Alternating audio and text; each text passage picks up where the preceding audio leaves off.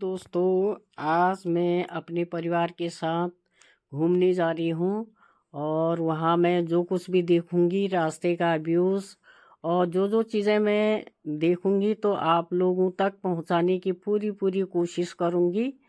और सबसे पहले हम जाएंगे टनकपुर होटल में हम स्टे लेंगे, वहीं से हम जाएंगे। सर्वप्रथम मैं आपको आज एक ऐसे चमत्कारी मंदिर के बारे में बताऊंगी जो 4 देशों की सीमा पर है। यह मंदिर इस मंदिर में श्रद्धालु लोग 480 सीढ़ियाँ चढ़ करके आते हैं और 3000 मीटर की ऊंचाई पर स्थित है यह। और इस चमत्कारी मंदिर के बारे में आप लोग बने रहें, मैं आप लोगों को इसकी पूरी जानकारी दूंगी। तो यह पुण्यागिरी मंदिर उत्तराखंड टनकपुर से लगभग 17 किलोमीटर दूर है। यह समुद्र तल से 3000 मीटर की ऊंचाई पर स्थित है। इस मंदिर को 108 सिद्ध पीठों में से एक माना जाता है। पौराणिक कथाओं में माना जाता है कि सती माता की नाभि इसी स्थान पर गिरी थी।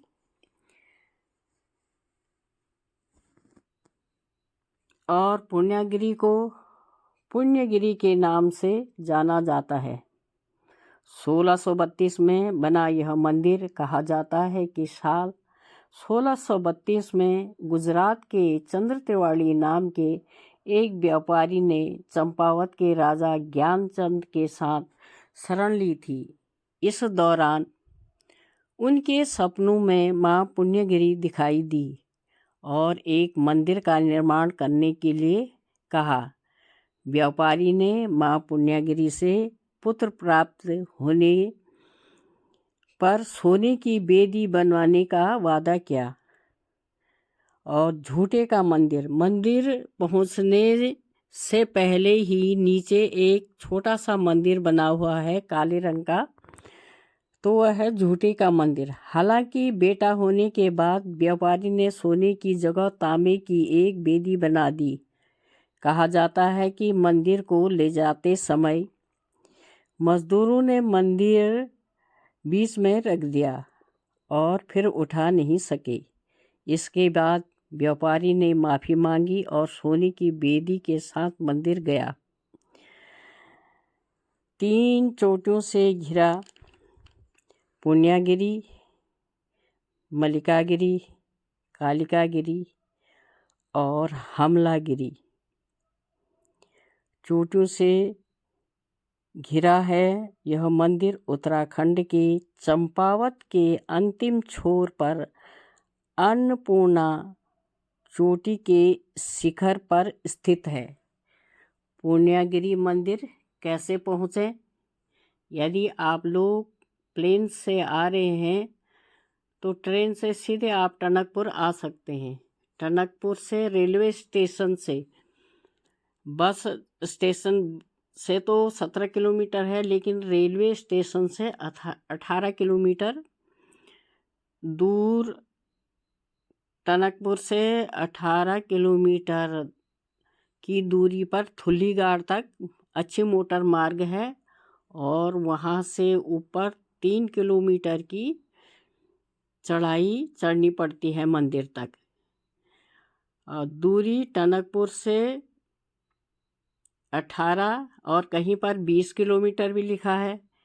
पिथौरागढ़ से 171 किलोमीटर, चंपावत से 92 किलोमीटर। और इस साल मेला 26 मार्च से आरंभ होकर 15 जून 2024 तक चलेगा, यानी 82 दिन तक चलेगा। पुण्यागिरी कब जाना चाहिए? मार्च और अप्रैल के महीने में भक्त लोग अधिक आते हैं। इन महीनों में देवी की पूजा होती है तो काफ़ी भीड़ लगती है। वहाँ पर धर्मशाले बने हैं दोनों तरफ, दाएं बाएं दोनों तरफ आपको मिलेंगी, सारी सुविधाएं वहाँ पर हैं। और जहाँ से आप पूजा का सामान लेंगे तो वहाँ पर कि आप अपने जूते रख सकते हैं। और विश्राम गृह भी जगह जगह बना रखे हैं सरकार ने, बहुत अच्छी व्यवस्था है वहाँ पर। माता कहा जाता है कि माता की नाभि यहाँ पर गिरी थी। नरभक्षी बाघ का शिकार करते समय जिम कार्बेट को पुण्यागिरी मंदिर के पास प्रकाश पुंज दिव्य दर्शन हुए थे। नेपाल से सटा और शारदा नदी के किनारे स्थित 108 सिद्ध पीठों और 51 शक्ति पीठों में से एक माना जाता है। 108 सिद्ध पीठों और 51 शक्ति पीठों में इसे एक माना जाता है। टनकपुर से थुलीगाड़ तक एक अच्छी मोटर मार्ग है। पूर्णागिरि देवी के दर्शन के बाद सिद्ध बाबा के दर्शन करना जरूरी है, अन्यथा इस पवित्र धाम की यात्रा आध्यात्मिक रूप से उतनी पूर्ण नहीं होगी जितना होना चाहिए। 22 शक्तिपीठ और 108 सिद्धपीठ। पुण्यागिरि से मुक्तेश्वर धाम के बीच की दूरी 176 किलोमीटर, जागेश्वर धाम की दूरी 191 किलोमीटर और रास्ता चंपावत से जागेश्वर जा सकते हैं।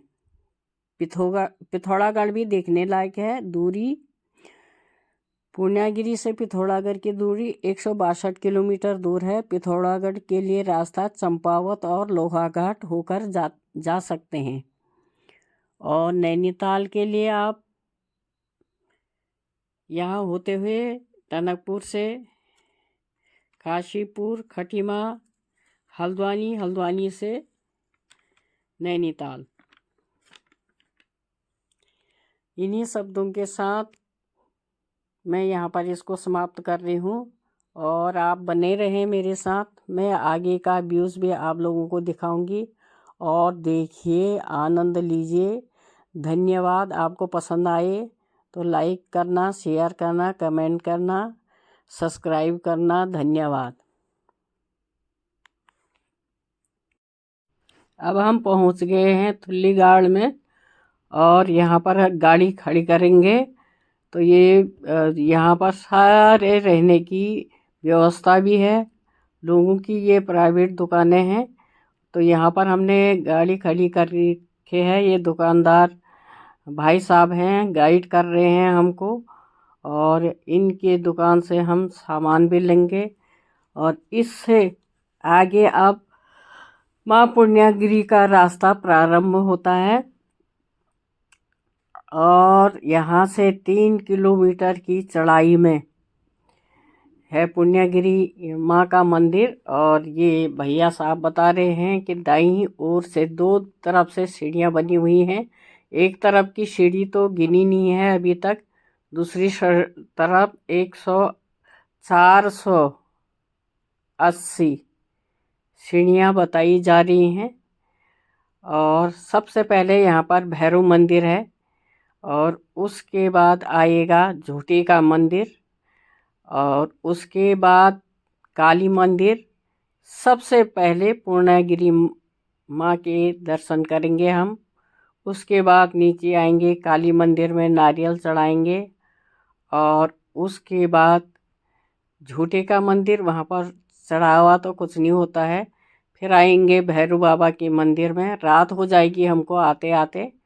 उसके बाद हम अपने विश्राम गृह टनकपुर में रहेंगे। वहीं होटल में हमने 3 कमरे ले रखे हैं, नहीं तो यहाँ रहने की पूरी व्यवस्था है। हम गाड़ी लेके आए हैं इसलिए वहीं पर हम विश्राम करने के लिए जाएंगे।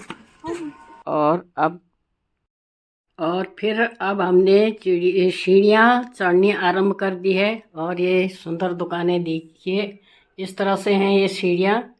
बहुत आरामदायक हैं, बहुत चौड़ी हैं ये और कोई परेशानी नहीं हो रही है। और इसके बाद इतनी सीढ़ियाँ चढ़ने के बाद अब देखो फिर मैदान मिल जाएगा हमको। और यहाँ पर माँ की नाभि गिरी थी और 1 घंटा और लगेगा हमको चढ़ाई चढ़ने में। और ये सीढ़ियाँ हैं। जय माता दी।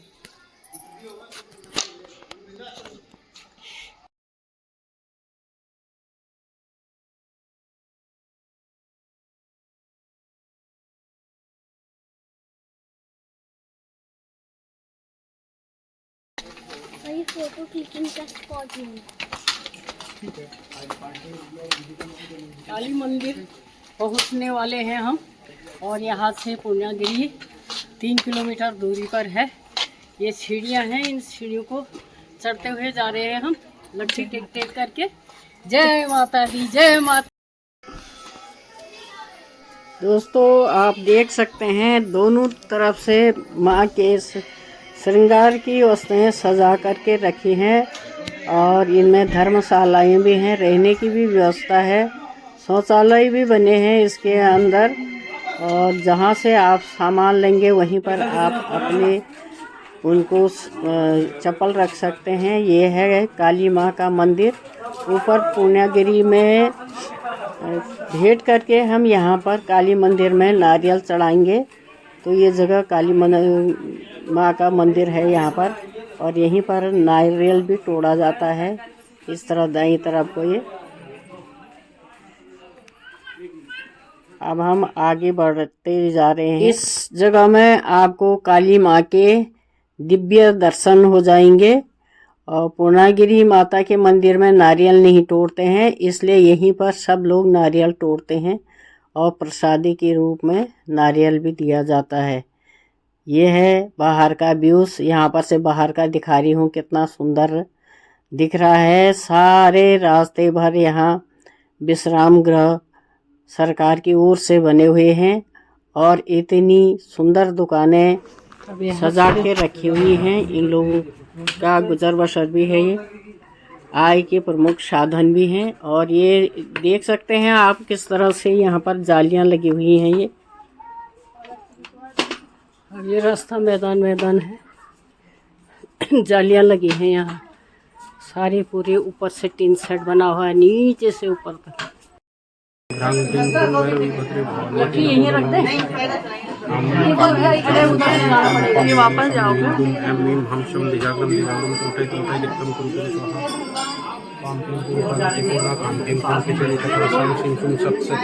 यहीं से देवी की कृपा से हम पूर्णागिरी मंदिर में पहुंच गए हैं। अब अभी माँ के दर्शन करेंगे, ऊपर दिखाने देंगे तो दिखाऊंगे आप लोगों को। अब हम यहाँ पर पहुंच गए।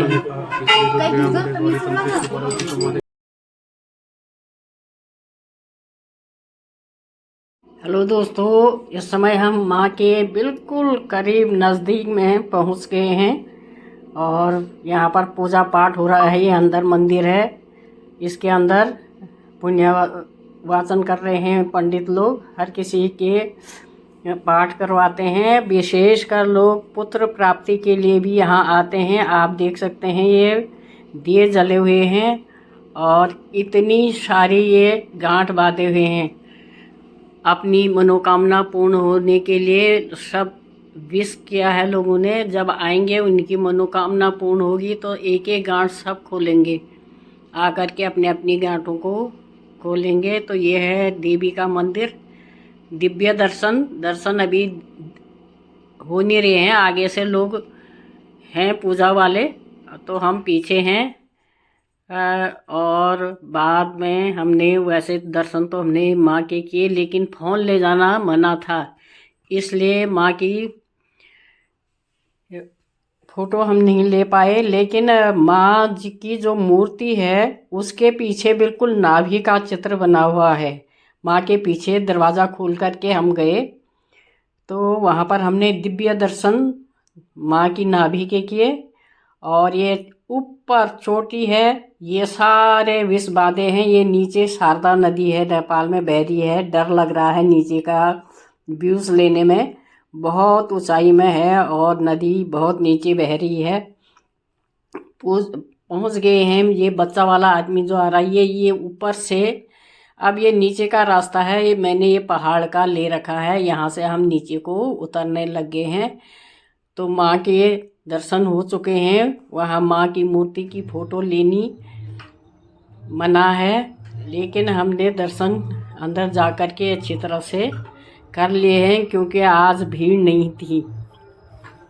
दोस्तों, जब माँ की कृपा होती है तभी इन जगहों पर जाया जा सकता है। ये माँ की असीम कृपा है। जो ये दिव्य दर्शन जो देखेंगे, और ये इतनी विश है। अब हम होटल में पहुंच गए हैं अपने, यहीं पर हम आज विश्राम करेंगे।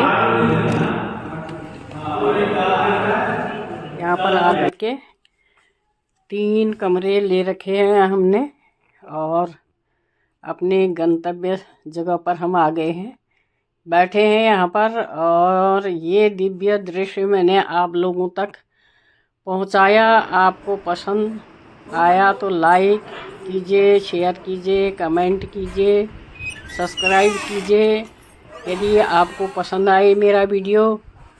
और ये अगला वीडियो मैं आपको चंपावत का दिखाऊंगी, गोलजू का मंदिर, श्री नागनाथ जी का मंदिर।